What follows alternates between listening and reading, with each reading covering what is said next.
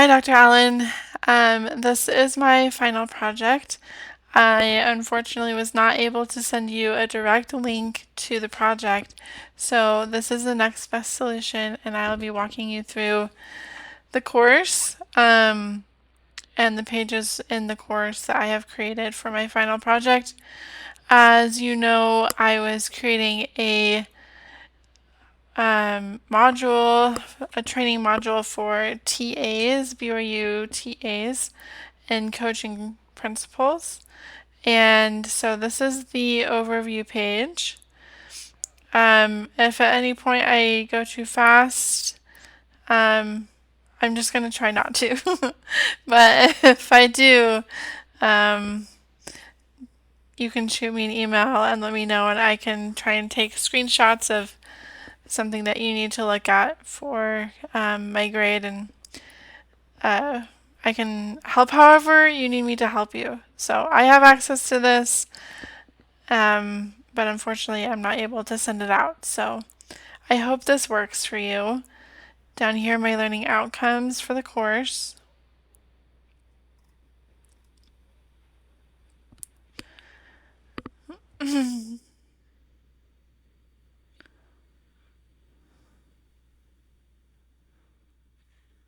Okay, the next page is what is coaching?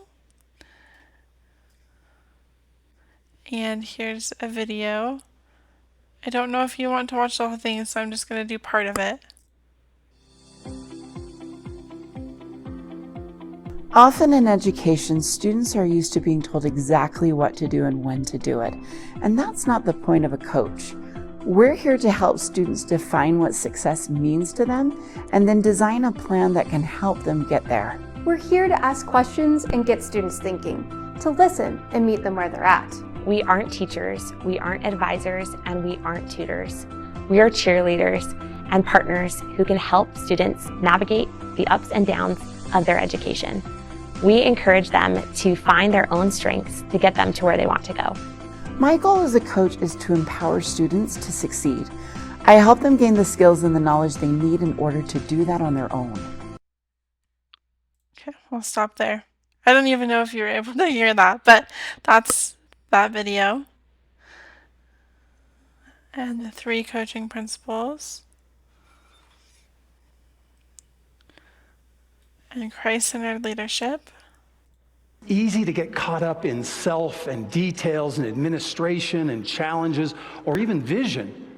But in the end, leadership is about serving, teaching, encouraging, and truly caring for individuals with kindness. It's not about taking charge or being in charge, but blessing those who are in your charge. This speaks specifically about you and Okay. The next part is where students would take a quiz, and we can go ahead and preview the quiz. They would need to remember the principles of coaching that were in that infographic, and have read it and studied it. So there's a fill in the blank, true, false, and multiple choice questions in this quiz.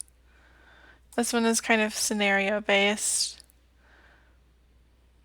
which I tried to incorporate in the course often. Okay, this is principle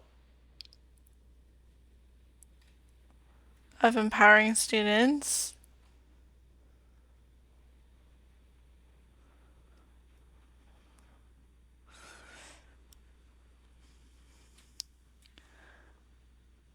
Teaching them the acronym of REST.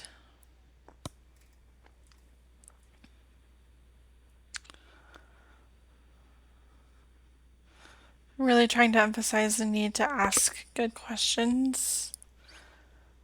A little explanation of self-determination theory.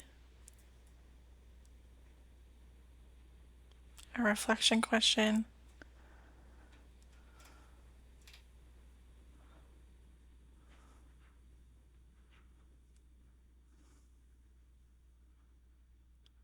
Okay, then they move on to the next page. And this is a coaching skill facilitating a mentoring tutor session. So we talk about a role shift instead of as a teacher or the sole holder of all knowledge, they are more of a facilitator and they understand that students are the experts of their own lives.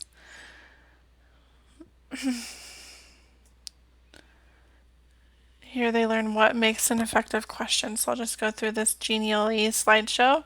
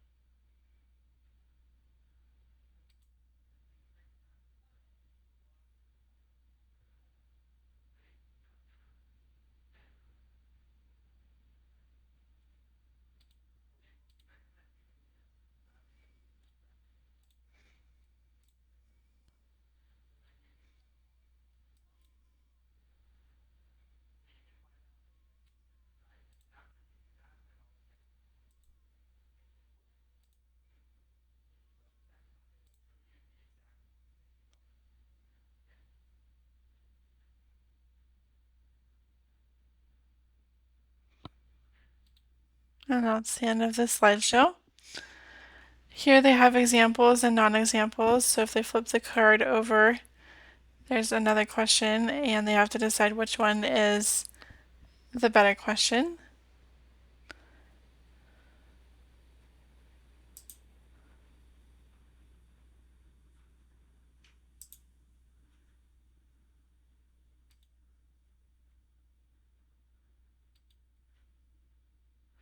This one is more open-ended. This one is telling them what to do. So we're trying to help them identify better questions to ask. This one is more specific. This is too broad.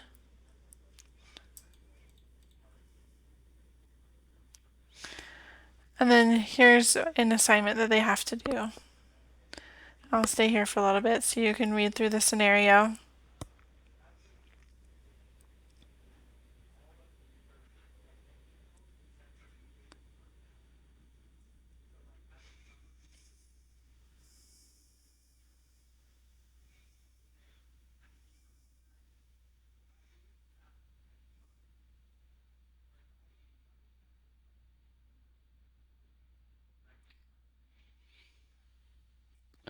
Okay, then they have a quick little quiz,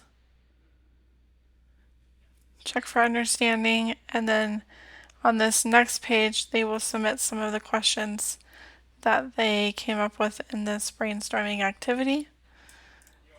So we'll preview that quiz. They have a true false question, select all that apply, another true false, scenario based question, essay answer, and then uploading their file with their questions that they created in the last activity. Then they would move on to Principle 2, being forward focused.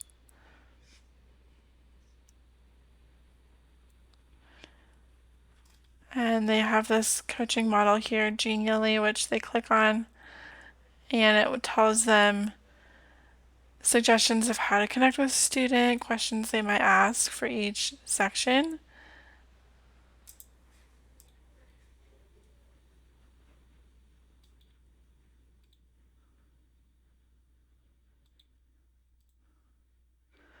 And then it blurs out the ones that they've already visited so that they don't forget where they are.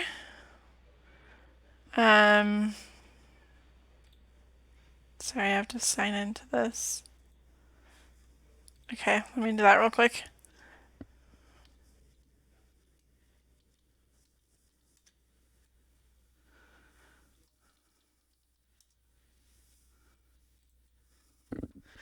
And to do a push. Sorry.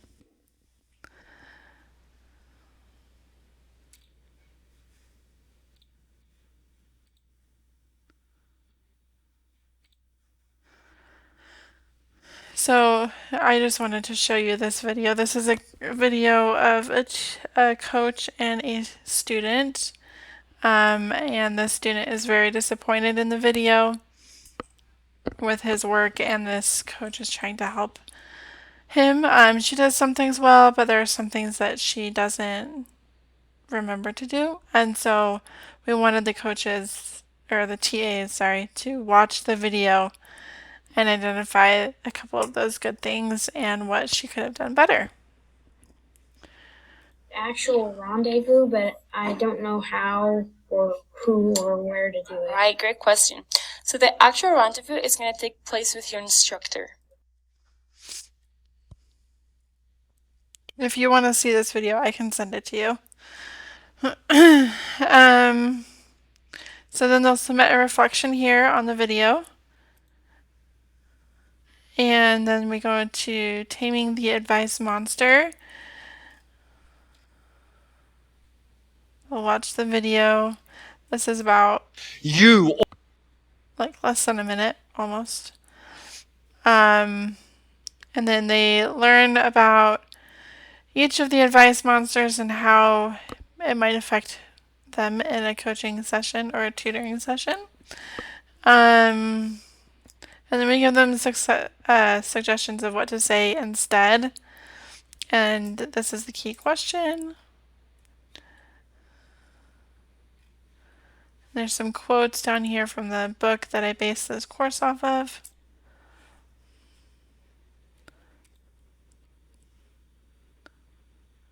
And then they have scenarios here. So question number 1, which one in the first scenario most effectively guided the learner's thinking, and why do you think it worked well? Identify a moment where the mentor in a scenario of your choice could have improved the conversation by asking a different question.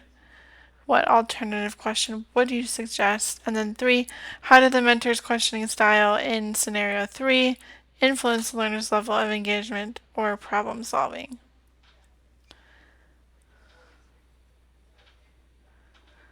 And on the next page, they will submit their reflection on that. Here's a rubric, because they will have to do their own coaching sessions as part of the module. And so we wanted to give them a rubric of, okay, if you're doing these things, then you'll get mastery, etc. This is really long. I'm sorry. I just didn't want you to miss anything that you needed to see.